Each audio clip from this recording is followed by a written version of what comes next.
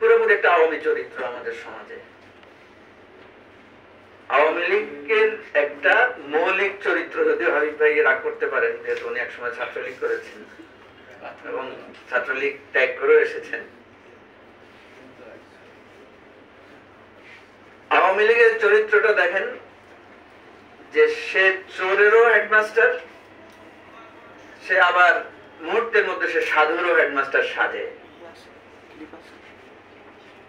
এবং যদি সেই ভিডিওগুলো বের না হতো তাহলে আজকে হয়তো দেখতেন যে আসাদুজ্জামান সাহেবই আজকে বড় বড় বক্তব্য দিচ্ছেন, তিনি আজকে সেখানে অনেক কিছুর নেতৃত্ব দিচ্ছেন। ওই ভিডিও প্রকাশিত হওয়ার পরে তিনি গা ঢাকা দিয়েছেন।